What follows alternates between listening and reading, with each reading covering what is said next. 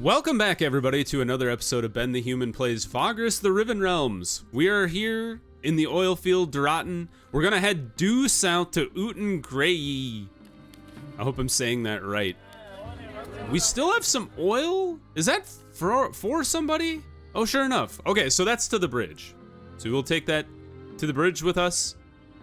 How many? We have 7 days of supplies. We're good. We can leave. We have four movement. Ah, we can't. Why would you do this? You can't head due south? Is there a big sand dune in the way? You're like, don't go that way. What was this? There's like a swamp out there. It's not on the map. Do we go there? I kind of wanna. 3 days away? I think we have enough supplies to head due west, or like southwest, and then southeast and still be fine. Yeah. He says, before we die. All right, how are we doing? Vigor is a little low, so why don't we go ahead and generate the vigor, and then we will generate the obedience and the whatever. Shazgabat is the place we're headed. Very cool. We can send our people out to scavenge. Not a great chance of success, but we'll try. They failed. They got 5 things. They found 5 small lizards. You think this is a dangerous place? It looks like it could be dangerous. We'll go here. Rest. All right, we've got the 9s. We're looking grand. 4 days of supplies left. There's another thing out there called Kata. Okay, maybe there is okay, you're a town as well. Very cool. Okay, it's easier to cross the desert than I thought it was. When they first gave me a mission at Fort Erebus and they're like, go here, I'm like, no way in hell. I would never make it. But maybe you just have to explore the Bronze Desert and find all these places. Shazgabat. Oh, cool tree. A bastion of viridian lushness and a sea of otherwise featureless wasteland, Shazgabat is the holiest site of the desert-dwelling Bandul, the place where it is said their first prophet performed a miracle. These days, the natives inhabit a meager yet lively village. At its edges, a scarcely staffed imperial garrison looms ominously, while deep within the thicket, a foreboding ziggurat rises high above all other landmarks, a testament to an age-long past when the great sun god Ahar was worshipped openly. We can explore the Bandul settlement and then rest and recover at the pond. So let's go to the settlement first. Nestled between the overhanging palms and tranquil ponds, a small yet quaint village sprawls out before you. Home of the Bandul and Shazgabat, a conglomeration of ramshackle huts, simple tents, and large open spaces where herded animals graze on local flora. Villagers adorned in drab trappings move to and fro between the ponds, drawing water, going about their craft, or wrangling beasts. Judging from the sheer number of animals and their handlers here, it is not difficult to tell that some part are migrating sakrets who herd the creatures from place to place as part of a year-round tradition. We will talk to the locals. As you approach, the local Bandul greet you with warm smiles and nods of acknowledgement. They are used to Vagrai and are a peaceful lot. You can see by the way they interact with their beasts and other fauna that this is their natural element. You find one particular group of desert dwellers who are not otherwise occupied, and ask if they might spare the time to discuss Shazgabat with one who is not from around these parts. They are happy to converse. The local Bandul, adorned in tightly fitted desert cloth, observe and study you behind unknowable expressions, their manner calm and serene. Ask about the sakrets. A thick-set man is the first to offer an answer. He's wearing a severe expression and seems to be one of the beast handlers. Shazgabat welcomes all Bandul. Always the tribe can rest and recover here. Akin to many others, my sakret lives a life of tradition. Our beasts sustain us. We come here for trade and kinship with our brothers and sisters. We roam these lands side by side with the animals, and we sit at the table with the other Bandul eldermen, eager to improve our knowledge. You understand, Atsurai. This is the way of our people. Our sakrets are always roaming. Our lives are deeply connected with our beasts.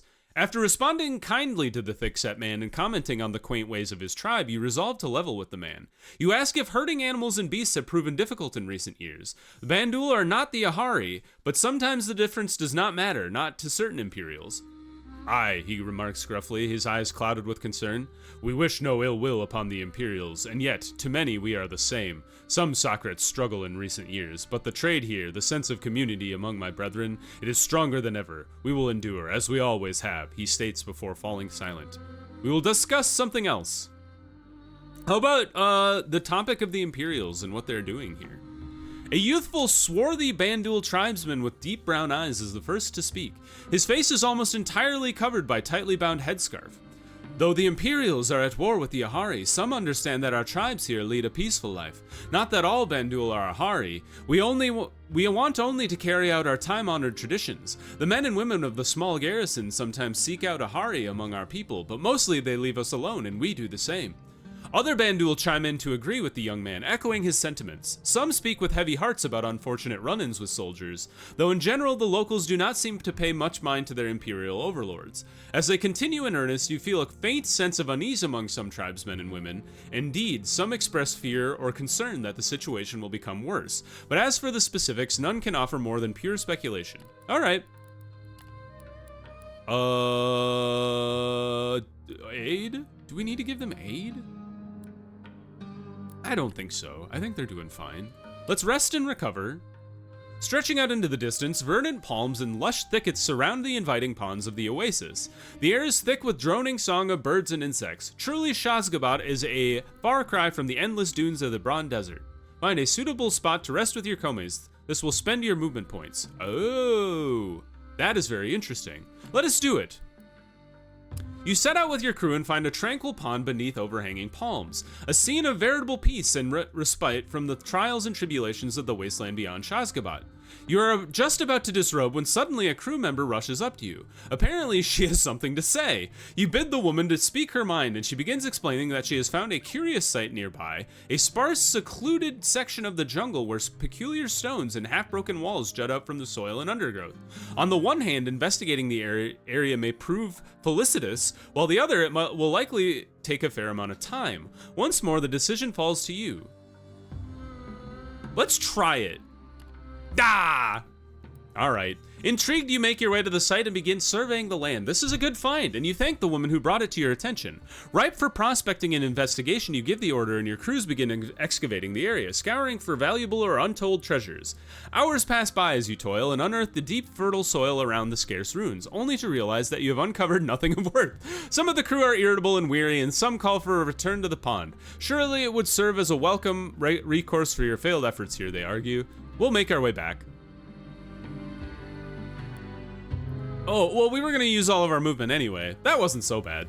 With the former affair behind you, you and your komes resume your search for a spot. When you arrive, you undress, ready to bathe. Once you have settled in, the serenity and tranquility of the oasis begin to take hold, and you bask in its welcome respite, your mind and body replenished and renewed in equal measure. Your komes, too, relish the coolness and relaxation of the waters have to offer. They say that it is at once uplifting and somehow transcendent, and you cannot help but agree. When you finally emerge, spirits are high and everyone is invigorated. Wow! We got, well, geez. It didn't even take all of my movement. They lied to me. Okay, supplies are still a little expensive here. I wasn't sure if they would be one, because we're at an oasis, kind of like Mirage back in normal area. Let's see. Faction. There's a lot of factions here as well. We don't want to go to Fort Erebus. We do want to go to Phlegatus Bridge. So we will take that one with us. Hides galore. Hackterest? That's back out into the desert, which I'm not headed that way. Karen Keep? Ah, that's the one that's on the other side of the desert. And then Fort Erebus is where we just came from. So none of these appeal to me right now. 4 days worth. And I can't remember how much supplies cost at the bridge. But I would like to get supplies to take us to Phlegatus Bridge and then stop at the Caverns of Largus on the way. So why don't we take a stack that gets us to 6? How about 2 more stacks? And then would we want to bring hides ourselves? Holy Lord, hides here are cheap as heck. Where are we? Shazgabat, that's right. I'm assuming we'd want to take these with us to Kabur. Yeah, you buy these for 3.5, you sell them for 2 per stack, which would be pretty nice. We can look at the bridge just on the off chance that we could make money there. You can make money at Flagatis Bridge, it's not even that far away. Holy crap. Let's buy all of their hide. Average is 1.5? Yeah. Yes, please. All of it. Cool. We're hide merchants now. Well, thanks for hosting us. We're heading back into the desert. 999? All right, we're good. And then we want to head back towards the southeast. That's right. I forgot that Utengray. I forgot we had skipped Utengray, or not skipped, but we had gone a different direction. So we want to head more east than I had originally thought. There it is. Not too bad. Little less lush than Shazgabat is. At least it looks like on the map. Send our dudes out to get some supplies, maybe. Just 2. It's better than nothing. We'll be able to get there tomorrow. So I'm glad I grabbed more supplies than I originally did. Or I'd originally planned on taking. Alright, into Utengray. Oh, it's not a... Is it a village? Oh, okay. I was gonna say, it looks like it was more of an interactable than a town. Flame Garden, a suitable name for this lush oasis where flowers with petals colored like flame grow in abundance. The heat is oppressive, emanating not only from the sun, but from the thermal ponds scattered throughout the confines of Utengray. And even though there's no black gold found beneath the flourishing thicket, other treasures of the land might give reason for enterprising factions to move in. So these are like hot springs? Look at that crazy dune. That's wild. Very cool. The Blazing Oasis. Explore the wilderness around the small settlement. A radiant yet perilous jewel amid the endless expanse of the wasteland, the Blazing Oasis garners its name from newcomers to Utengray, most of whom are too conceited to give weight to its original Bandul name or its translation. A relentless heat emanates from the sun's scorching gaze, and the oasis's shimmering waters, mirage-like and ethereal, stretching into the distance. Under the refuge of the shaded fronds and sparse thickets, the odd soul or creature can be made out just beyond your grasp. Let's take a stroll. Oh, we gotta take people with us? Autofill. Yeah, that's probably who I would have taken as well. Although maybe, honestly, I would ditch Garrick for Nadir, for sure. At length, you traverse the perimeter of the oasis until you come across a small crop of various flowers, one of which is an incandescent kind blooming among the regular shrubbery and foliage. Bearing no resemblance to other plants and growths that surround it, it appears a laurel wreath of flame with 6 leaves that sprout from a thick emerald base, curling up and outward before coming back inward, forming all but the top of a circle. The petals themselves are thick, almost overlapping, and their colors are uncannily like a naked flame. Its base is comprised of a yellow heel, while the tips have faded into something bearing a closer likeness to crimson. Carefully examine and study it. I think this will make it better. Yes! Carefully plucking the large flower, you move it delicately between your fingers before placing it on a sparse patch of sand where you and your companions examine it further. Pooling your knowledge about peculiar plants, you soon reach the conclusion that the plant is indeed rare in nature and perhaps more interestingly bears a rich crimson spice. Such spice is used typically in food and even drink. Of its exact effects, however, you cannot be sure. Put it in a safe place and take your leave. Oh my god. A Harutan cannot be unlocked. We've gained the odd flame-hued plant. Very cool. Can only stroll, how often? Once per day. A curious encampment. Visit the large encampment. We can visit the Hanjari. We can visit House Darius, the Ratharnic Alliance, or House Aquo. Utengray's main encampment engenders a certain discord before you sprawl countless tents of varying sizes and qualities. Of marked note are those that fly the colors of the factions here at the Oasis. Curious among the others, a smaller, more elegant tent bears scant markings of the Hanjari, along with a reverence for Anubis, the Tarkian god of the night.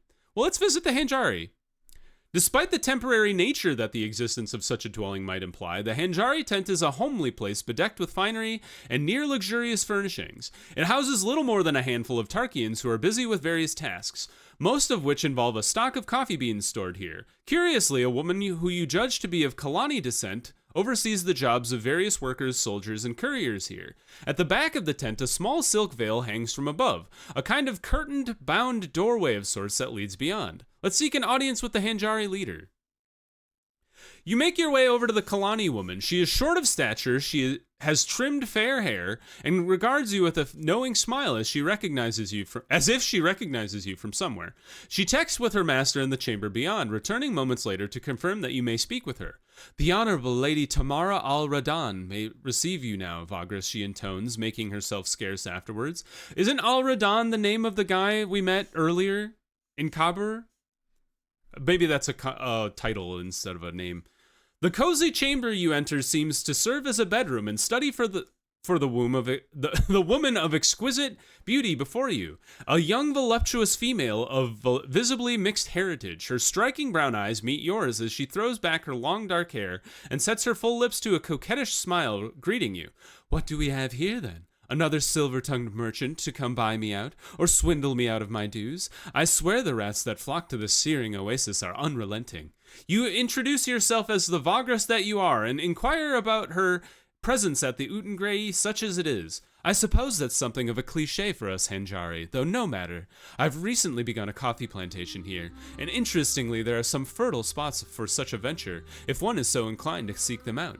She says before her smile fades and her expression darkens subtly. Unfortunately, consistent cultivation has proven troublesome, as some other aspects. She frowns. You ask her to elaborate further. Perhaps you can offer some insight where possible.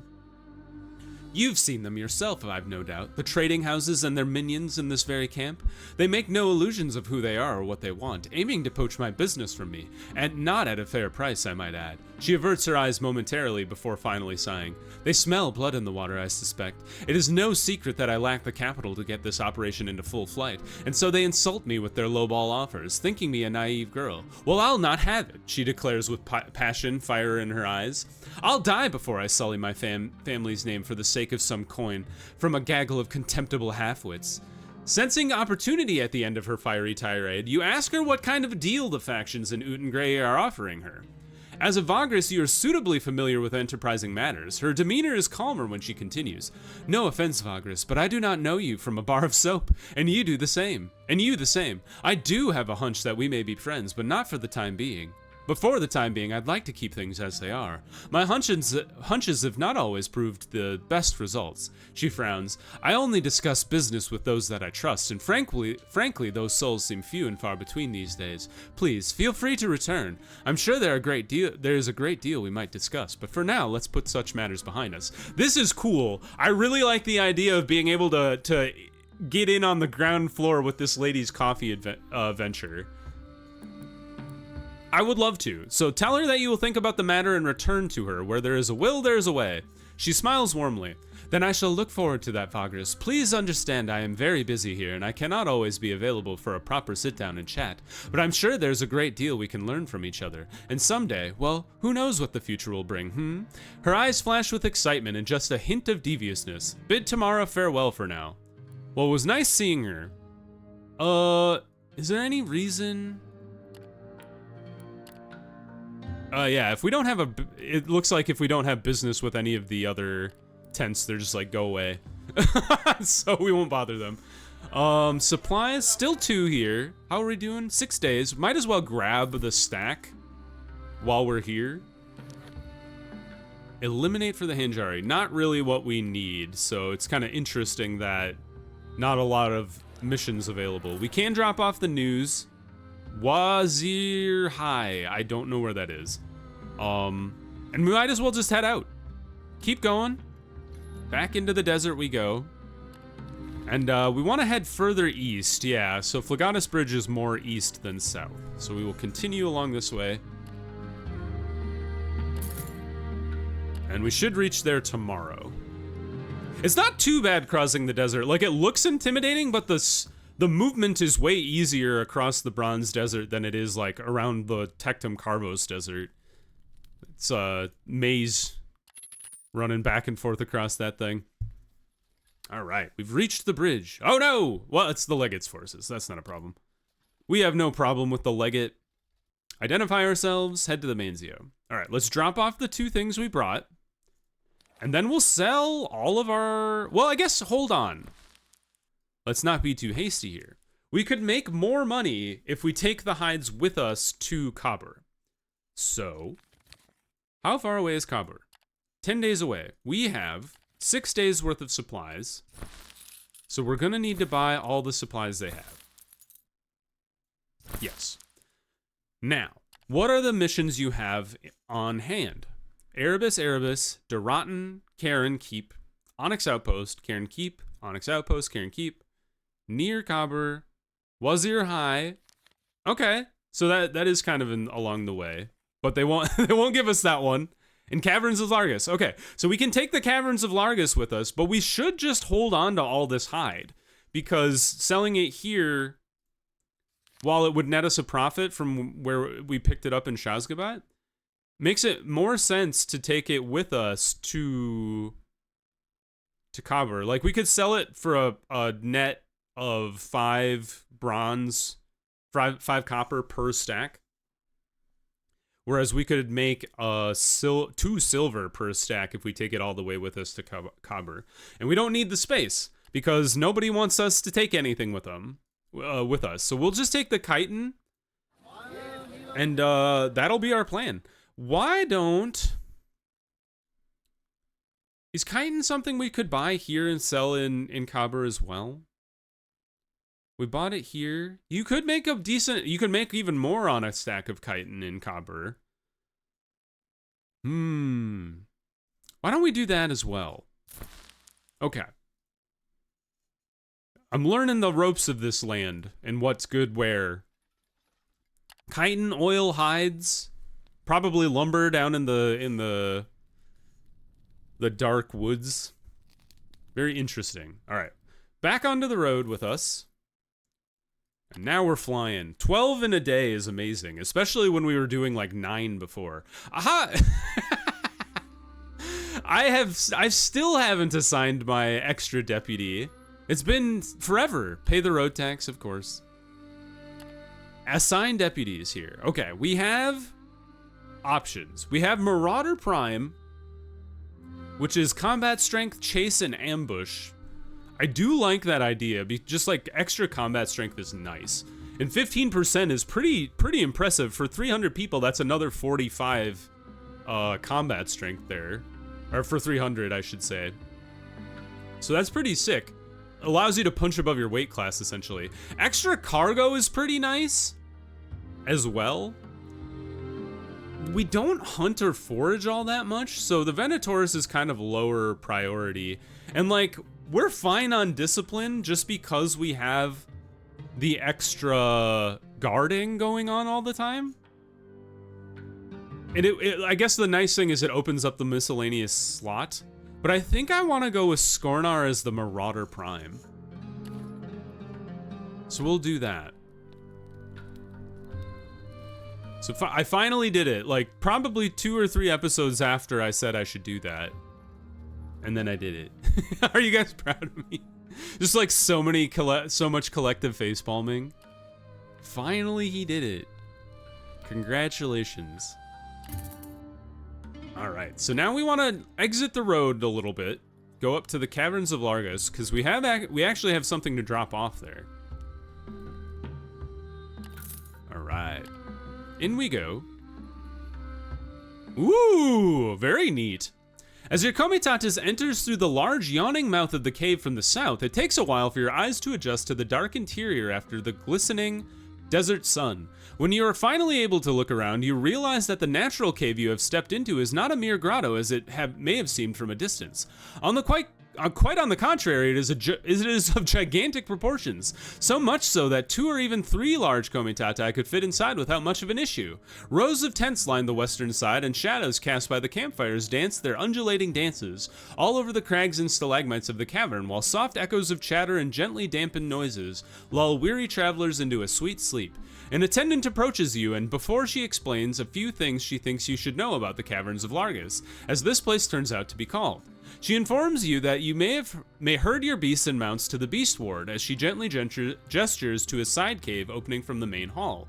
Looking that way, you spy a robustly constructed enclosure in there, serving as a secure pen for all the animals. You also learn that you may draw water free of charge from the fountain opening from the mouth of the huge statue head inside the cave, that it is so big that you cannot miss it. In addition to that, you have the option to purchase a larger quantity of water in another side chamber from the local Darius caretakers of the caverns, who dwell in the upper rooms of the caves. You keep paying attention to what else she has to say. The attendant further explains that although the caverns of Largus are maintained and run by the caretakers of several imperial trading houses, the incumbent one is the diligent House Darius. They are tasked with keeping the place tidy and welcoming everyone who may need a cozy place to rest away from the searing sun of the Bronze Desert.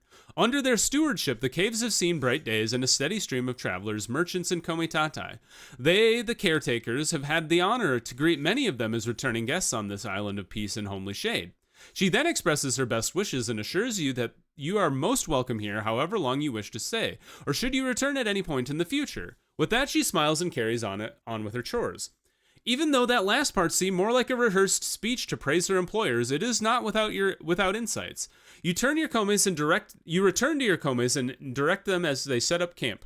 While the interior of the cavern is immense indeed, maneuvering in a confined space such as this one can prove to be problematic. It does take quite a while before you can tell your people that they may now rest after hustling and bustling during the process of positioning your carts in a way that they provide protection from the draft and also serve as a defensive barrier in case of an attack, however unlikely that may be. Erecting tents, lighting campfires, and all other tasks that need to be performed. Only after all of that has been taken care of that you can finally sit down and rest for a while. The caverns are actually quite a cozy place, all things considered.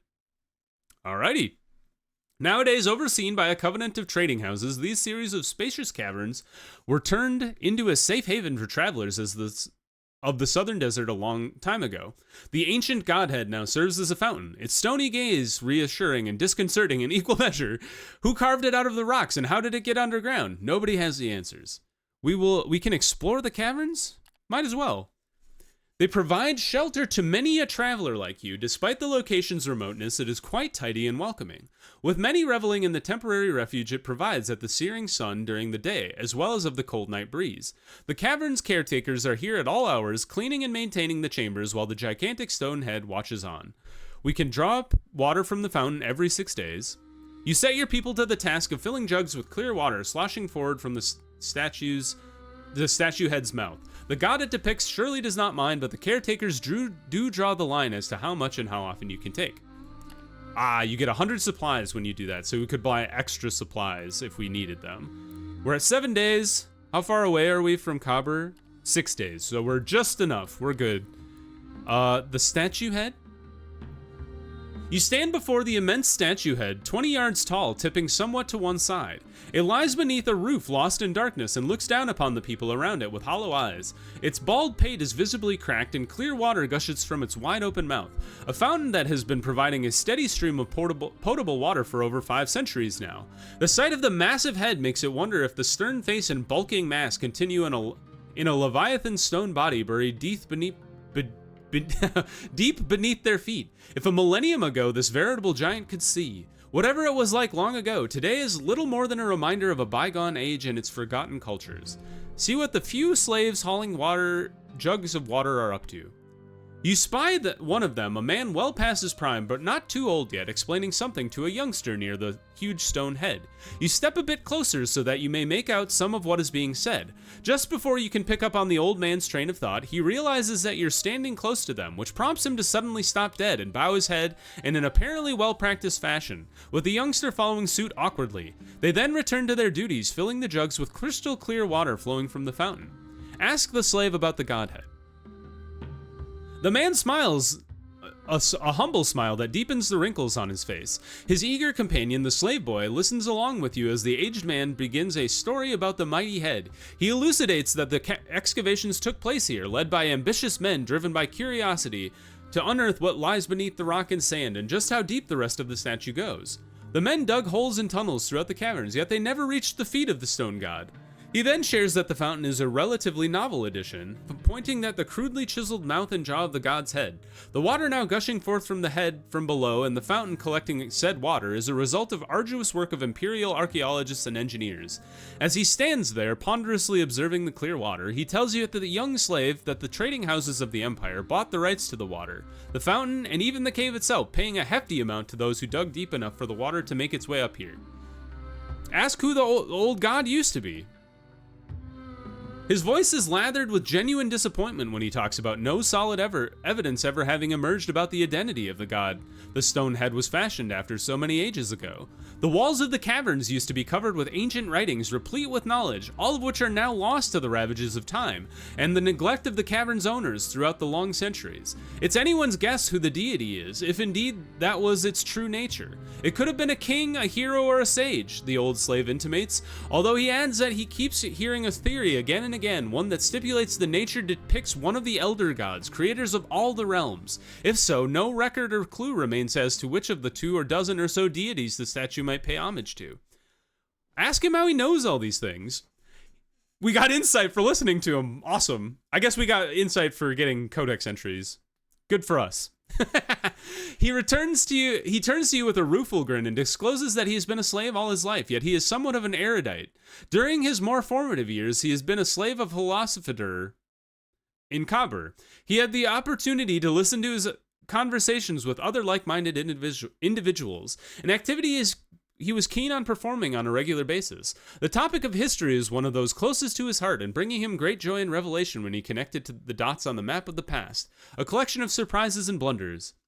A nostalgic, wistful smile appears on his face as he relives his memories of his former master, who undoubtedly treated him with dignity and respect that not many owners exercise towards their slaves. These beautiful days he recalls fondly. The tides of fortune, however, turned when the scholar perished unexpectedly and his wealth was distributed among his creditors. That is how the weathered slave ended up serving in Komitati. He was subsequently sold to the caretakers of the caverns, and this is where he's been serving for over a decade now. Thank him for the story and do something else. Hey, we got insight. Cool. We go back to the Comitatus. Procure goods. Oh, turn in, duh. Available.